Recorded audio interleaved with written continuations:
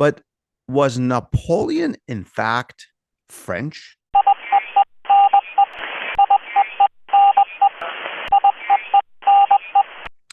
Dr. Blaufarb, it's a pleasure to have you on our program. Thank you for taking the time for this conversation with me. At the outset, would you please explain this point for our audience? Napoleon was and continues to be a national hero for the French. I get that, no problem. But was Napoleon, in fact, French? Yeah, well, the short answer is yes, he was French. He was born a subject of the French king by 1 year only. Had he been born a year earlier, he would not have been born French. Uh, Wow. during, in fact, during his mother's pregnancy with him, the island of Corsica was conquered by France and surrendered to the armies of the French king and accepted the French king's sovereignty. And then Napoleon was born a few months later. So he was actually legally French, but just barely. That's the short answer. The long answer is, what do you mean by French? Um, Yeah. the thing you have to understand is that the Kingdom of France before 1789, before the French Revolution, was composed of approximately 40 distinct provinces, each with their own laws, institutions, customs, and specific political relationship to the crown. So instead of thinking of France as a unified country, as a nation that was kind of laterally unified, think of it more like a bicycle wheel in which the king is the center holding 40 spokes together, and without the king there is no political unity in France at all. Dr. Blaufarb, when you talk about these 40 distinct provinces and the way you described it with their distinct legal system and administrative system, this doesn't sound like a kingdom anymore. This sounds like an empire, right? You almost have Well, 40 different, almost like nations almost. that's right, and those provinces indeed Wow. called themselves nations. Oh, they did. They did. The Corsican nation, the Provençal nation, the Breton nation. And in fact, the majority of people living in this decentralized kind of kingdom, this provincialized kingdom, the majority of people don't even speak French. I'm The sorry, say that majority, again. the majority of people in the kingdom don't speak French. So in Brittany at that time, or I don't know, name any other province, they didn't necessarily speak French. The vast majority of, especially in Brittany, the vast majority of Huh. the 2 million or so inhabitants of Brittany did not speak French. The people who speak French are the elites. They tend to be what we would call, I guess, the bourgeoisie and the nobility and the clergy. The elites speak French. It's a kind of like state language. It's the language of royal government. And indeed, it's the language of government. It's the language of legal documents. But ordinary people, peasants who compose 85% of the population, most of them do not speak French. They speak So, so Breton or Corsican in the case of where Napoleon was born, or they speak Occitan in the south of France, and we can go on and on and on. do remnants of these languages exist? If we go to Corsica or Brittany, do we hear people still? Oh yeah, yeah, Oh, fascinating. especially those two provinces. So Corsica is the Corsican language, which is a variant. It's related to Italian. I'm not sure if it's considered a separate language or a dialect of Italian. It is widely spoken. Corsicans speak Corsican at home to each other and in the streets to each other as well. French is for tourists and dealing with government bureaucrats. Um, Oh, wow. This is so fascinating. in Brittany, it's a bilingual like education system, kind of like in Quebec, or maybe not Quebec, like Canada, I should say. where Breton is widely taught alongside French, and there are, I think, something like 10% of Breton kids go to an all Breton school. They're actual attempts to revive these languages. Oh wow. I don't think most Americans appreciate that diversity of cultures and languages in France. We just think of it as France, right? We don't Yeah. think of it this way. Let's go back to a word, to a term that you used at the outset of our conversation. You said, yes, he's legally French. And I get that. Uh, you know, within a year of his birth or before his birth, Corsica is conquered by France and it becomes legally part of the French kingdom. But if a person is legally part of a sovereignty, are they French at heart? That's a great question. Well, let me answer that. Napoleon's family, his father and mother, they were Corsican nobles. They had a certain level of influence, particularly around the city of Ajaccio, and they had fought to keep Corsica independent. They had fought against the French. Oh, But wow. yes, they had, absolutely. When Napoleon's mother is pregnant with him, his father is off with the Corsican armies trying to drive away the French. But once Corsica surrendered, Corsicans had a choice. Do we make our peace with the new French order and try to get ahead in it, or do we dig in our heels and become kind of lost cause, diehard rebels? Well, the Bonaparte family, Napoleon's father Charles Bonaparte, and his wife Letitia, they decide, you know what? We're going to accept reality, and we are going to make peace with France and try to get ahead by offering our influence as local notables to the new French government.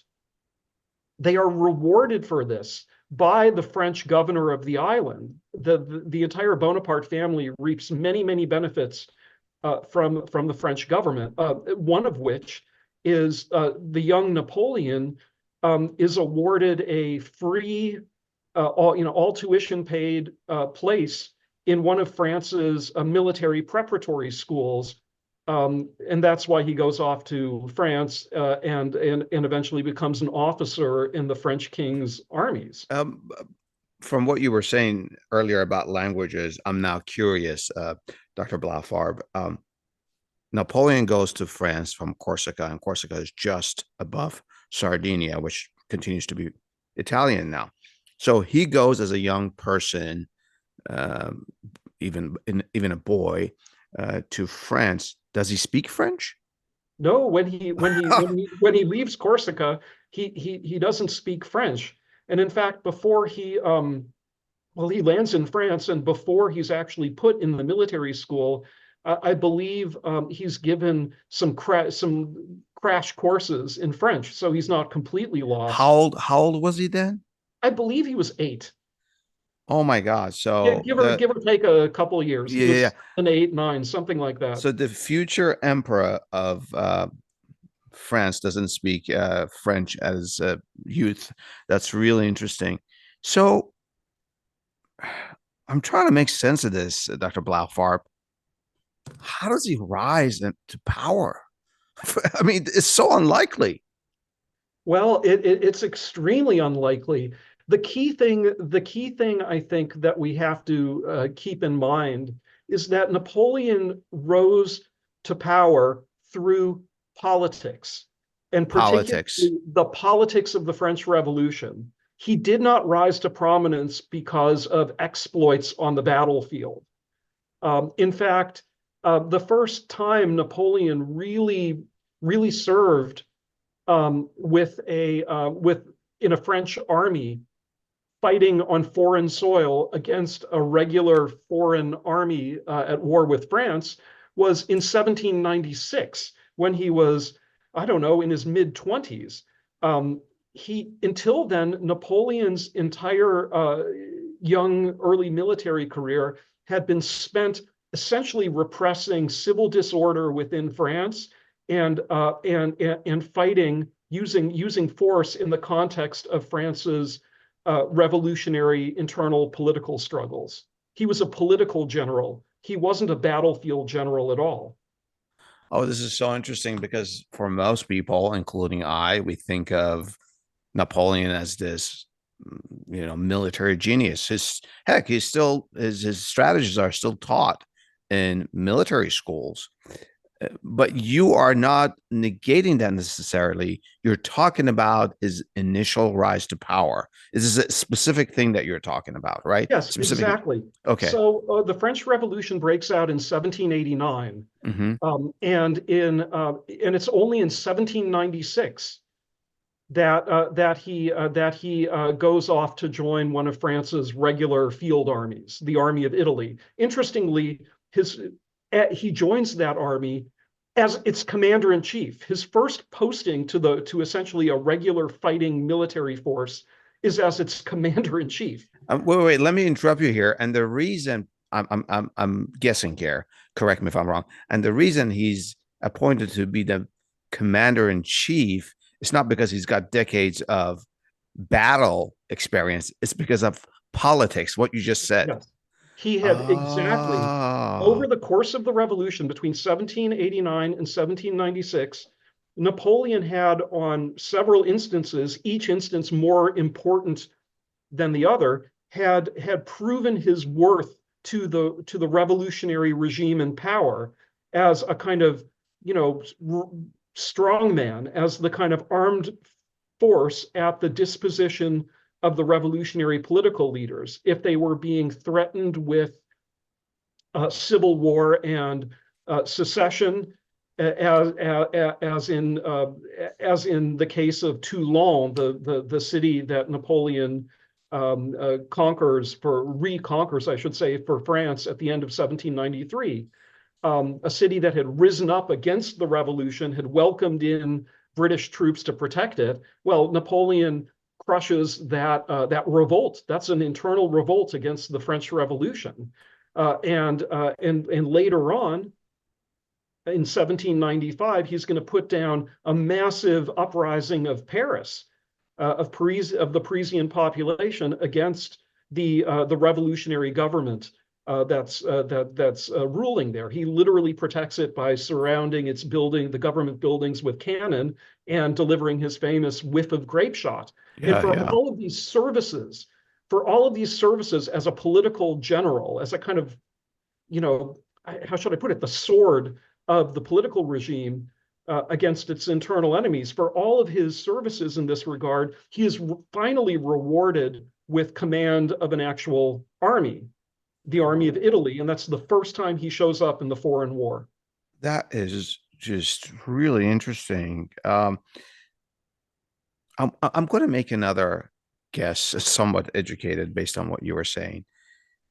You said he crushed revolts, he suppressed massive uprisings, and I've read about this many times. He literally opens cannons on people.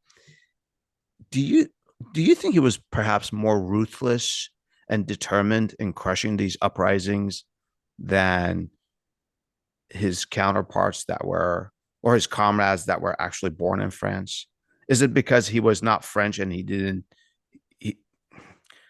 he he was Corsican and it was easier for him to put down and or No, that's an interesting theory. yeah, I mean, certainly before Napoleon comes into the picture, when he's just a lowly lieutenant of artillery in 1789, when the revolution breaks out, there's a lot of obviously rural, rather urban uprising in the capital, in Paris. The yeah. people rise up and take the Bastille, and so on. They march on Paris, on Versailles in October, and so on and so forth. Um, the royal government, in those instances of popular uprising, prefers to turn to foreign troops. About 25, yes, Interesting. 25% of the French army in 1789 is composed of foreign regiments. And the particular regiments that are seen by the crown in 1789 as the specialists in putting down urban revolt and civilian dissent are the Swiss regiments. There are about 10 or 12 Swiss regiments who are serving on the French king under special contracts, and they are seen as totally obedient to their officers, totally cut off from the French population, subject to much Oh, harsher discipline wow. than the normal French army, and they're seen as kind of like the royal government's police force, and they are deeply hated by by the civilian population. Um, I think there's a monument to the several hundred Swiss guards that protected Louis the 16th, and they were slaughtered by the French people. I think that monument is in Switzerland. I've read about it. Um, you know, you and I could talk about Napoleon for hours on. He's a fascinating person, character. I've read many books that are biographies. If you just look behind me, most of these are actually biographies. They make history into stories. Uh, when I was speaking with you prior to our podcast, you said you've had many requests. You've turned down many requests to write biographies of Napoleon. Why is that? Well, first of all, to be accurate and modest, it wasn't many, but it was more than one request. Okay, Let's put more it than that one. way. You are being And modest. and You're right. and on top of that, it was at the time of the bicentennial of I guess when was it? It must have been around 2014 or so. The bicentennial of Napoleon's fall from power, Waterloo, all of that, and Yeah. so all the publishers were looking to come out with Napoleon biographies, thinking that there would be a market for a general market for books Yeah. on him. But I thought, no, I can't do this. There's several reasons why I can't do it. First, Hmm. it has to do with me. I'm just not really good at reading the internal thoughts and sentiments of people who are dead, who died, over 2 centuries ago. I just don't feel comfortable doing that. And in fact, it's hard enough to read the inner life, to know the inner life of anyone you meet on the street today, or even family members. People are complicated.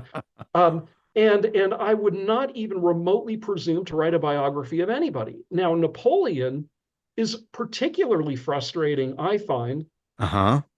because for several reasons. First of all, he was extremely